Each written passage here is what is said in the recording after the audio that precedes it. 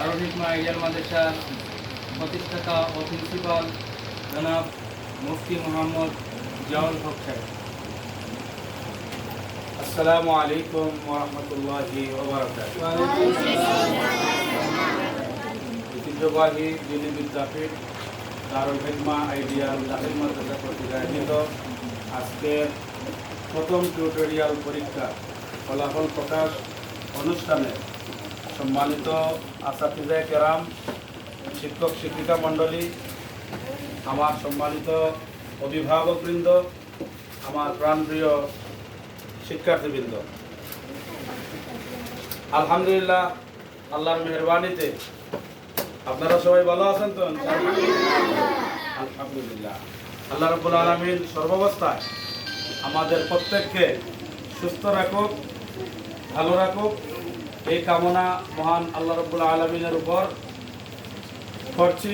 আল্লাহ রাব্বুল আলামিনের কাছে সাহায্য প্রার্থনা করতেছি যে আল্লাহ রাব্বুল আলামিন আমরা যে উদ্দেশ্য নিয়ে দারুল হিকমা আইডিয়াল দাখিল মাদ্রাসা এখানে প্রতিষ্ঠিত করেছি তার মকসুদে মঞ্জিলে লক্ষ্য প্রাণে পৌঁছতে পারি, আল্লাহ সেই তৌফিক দান করুন, আমিন।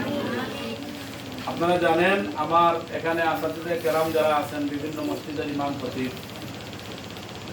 আমরা অলরেডি 15 মিনিট দেরিতেও শুরু করেছি।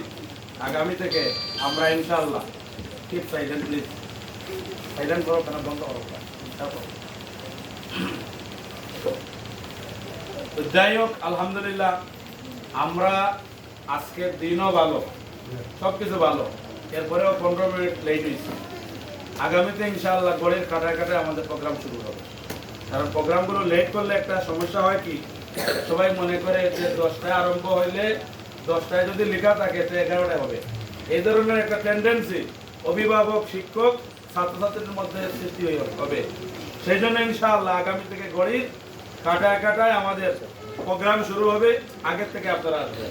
হ্যাঁ, বৃষ্টি বাদলের দিন যদি হয়, হয়তো উপস্থিতিকে বিবেচনা করে আমরা 5-10 মিনিট বা আধা ঘন্টা আর্টিস করতে পারি। কিন্তু দিন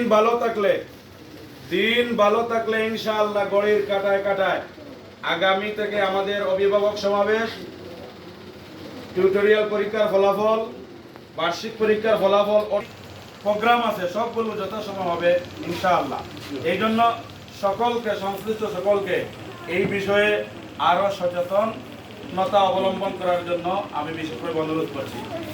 আমি পয়েন্ট ভিত্তিক বেশি কথা বলবো না, কারণ আমি আগে অনেক কথা আপনাদেরকে শেয়ার করেছি। এই জন্য আজকে এত বেশি কথা শেয়ার করার আর প্রয়োজন হবে না। পয়েন্ট ভিত্তিক 2-3টা কথা বলবো। 1 নম্বর, আজকে যারা আমার শিক্ষার্থীবৃন্দ ভালো রেজাল্ট করেছো আলহামদুলিল্লাহ বলবে, এবং তারই সাথে সাথে আরো ভালো রেজাল্ট করার জন্য এবং তোমার নিজের রেজাল্ট A+ যারা পেয়েছো এই রেজাল্ট ধরে রাখার জন্য তোমরা আরো পড়ালেখার প্রতি মনোযোগী হবে। 2 নম্বর, যারা একটু রেজাল্ট খারাপ হয়ে গেছে তারাও আলহামদুলিল্লাহ বলবে। কেন? যে হয়তো যেখানেই হোক কোনো গ্যাপস আছে, নিজের পড়ালেখার প্রতি গ্যাপস আছে, হয়তো অভিভাবকের গ্যাপস আছে, হয়তো আমাদের শিক্ষক মণ্ডলের গ্যাপস আছে, যেখানেই হোক যে কোনো দুর্বলতার কারণে হয়তো রেজাল্ট খারাপ হয়েছে, এই দুর্বলতা থেকে আমরা উত্তোলন হয়ে এই করতে হবে। এই হলো 2 নম্বর। 3 নম্বর কথা হলো যে অভিভাবক সমাবেশগুলোতে আপনারা যারা অভিভাবক এসেছেন, অভিভাবক সমাবেশ সহ আরো যত কামনা করতেছে। 4 নম্বর, আমরা আগে থেকেই বলেছি আপনাদের যে কোনো অভিযোগ, যে কোনো সমস্যা আপনারা প্রিন্সিপালের হোয়াটসঅ্যাপে অথবা আপনারা ডাইরেক্ট অথবা সরাসরি যোগাযোগের মাধ্যমে সেই সমস্যার সমাধান করতে হবে। এই প্রতিষ্ঠান হলো জাতীয় সম্পদ, এটা আমাদের সকলের। হয়তো কেউ প্রতিষ্ঠা করতে পারেন, কিন্তু উনি তো একদিন মরবেন, উনি তো এই প্রতিষ্ঠান মরার সময় প্রতিষ্ঠানকে নিয়ে যাবেন না। এই প্রতিষ্ঠান এই এলাকায় থাকবে, হয়তো এই জায়গায় না থাকুক, এই আশপাশে তো এই প্রতিষ্ঠানটা তো থাকবে। এই জন্য এই প্রতিষ্ঠান জাতীয় সম্পদ, সকলের এটার প্রতি লক্ষ্য করা উচিত। এই প্রতিষ্ঠানের একটা যদি ক্ষতি হয়, যে কোনো কারণে, পড়ালেখার ক্ষেত্রে হোক, শৃঙ্খলার ক্ষেত্রে হোক, তাহলে আমরা সবাই দায়ী। এখানে শুধুমাত্র আপনারা এটা বলতে পারবেন না যে প্রিন্সিপাল এই প্রতিষ্ঠান করেছেন, সুতরাং এই প্রতিষ্ঠানের যা কিছু ওনার উপর দায়ভার না, এটা হলো আমাদের উদ্দেশ্য হতে পারে না। এখানে আমাদের সকলের দায়ভার আছে। আমাদের প্রিন্সিপালের যেমন দায়ভার আছে, শিক্ষক মন্ডলীর দায়ভার আছে, অভিভাবকবৃন্দের দায়ভার আছে, ছাত্রছাত্রীদের দায়ভার আছে। কারণ আমাদের মূল মকসুদ হলো আমরা এই দিনী শিক্ষা এবং জাগতিক শিক্ষার মাধ্যমে দুনিয়ার শান্তি, পরকালীন মুক্তি চাই। কি বলেন, উদ্দেশ্য এটা না? দুনিয়ার শান্তি, পরকালীন মুক্তি। দুনিয়ার শান্তি কি? যে দুনিয়ার শান্তি হলো আপনার সন্তান এখান থেকে শিক্ষা অর্জন করে উচ্চ শিক্ষিত হবে, তার জীবন যাপন সুন্দর করার জন্য দুনিয়াতে সে আরাম আয়েশে থাকবে। একটা কথা আছে না, লেখাপড়া করে যে গাড়ি ঘোড়া চড়ে সে, লেখাপড়া করে যে দেশ বিদেশ ঘুরে সে। এই জন্য লেখাপড়ার বিকল্প নাই। আপনি যে কোনো কাজ করেন লেখাপড়া লাগবে। এই জন্য বর্তমানে তো আলহামদুলিল্লাহ লেখাপড়ার পরিস্থিতি বাংলাদেশের প্রতিটি বিভাগে ভালো উন্নতির দিকে যাচ্ছে। বহির্বিশ্বে 100% রেজাল্ট, 100% তাদের শিক্ষার হার, বহির্বিশ্বে 100% শিক্ষার হার। এখন আপনারা প্রশ্ন করতে পারেন যে ওই জায়গায় কি প্রতিবন্ধী নাই, বাক প্রতিবন্ধী নাই, কথা বলতে পারে না, অথবা বিকলাঙ্গ অথবা পঙ্গু, এরা কিভাবে লেখাপড়া করে?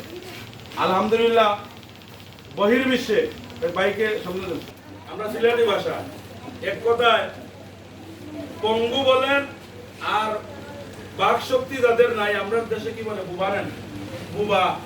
এই বুবারও স্কুল আছে লন্ডন, আমেরিকা, ইউরোপে। এই জন্য তারা যে লিখে যে তাদের শিক্ষা 100%, তাদের এটা মিথ্যা নয়।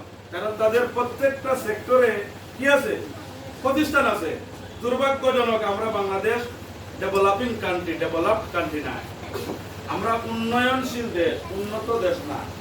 যার কারণে আমরা আমাদের বাকশক্তি যদি কোনো সন্তান হয়, বিকলাঙ্গ কোনো সন্তান হয়, প্রতিবন্ধী কোনো সন্তান হয়, তাহলে পিতামাতার প্রতি, সমাজের প্রতি একটা বোঝা হয়ে যায়। কারণ তার টেক কেয়ারের জন্য, তাকে দেখাশোনা করার জন্য কোনো ব্যবস্থা আমাদের দেশে নাই। যার কারণে এই সমস্যা। ইনশাআল্লাহ আমরা একদিন এই সমস্যা থেকে আমরা উত্তরণ হব। তবে আমরা প্রত্যেকে সচেতন হলেই তো আমরা উত্তরণ হতে পারবো। এখন দেখা গেছে বাক প্রতিবন্ধী নয়, বিকলাঙ্গ নয়, ভালো ছেলে, সুঠাম দেহের অধিকারী, সুন্দর, তাকেও আমরা 100% রেজাল্টে নিয়ে যেতে পারতেছি না, 100% শিক্ষার হারে নিয়ে যেতে পারতেছি না। অনেক ছেলে দেখবেন আপনারা যদি রাস্তাঘাটে হাঁটেন, হাঁটেন, বাজারঘাটে যদি আপনারা একটু বিচরণ করেন, দেখবেন অসংখ্য অগণিত ছেলে পেলে আপনার বেকার ঘুরতেছে। তো এগুলো থেকে আমরা সবাই যখন সচেতন হব, সমাজ সচেতন হবে, দেশ সচেতন হবে, তখন ইনশাআল্লাহ বাংলাদেশের চিত্র একদিন পরিবর্তন হবে।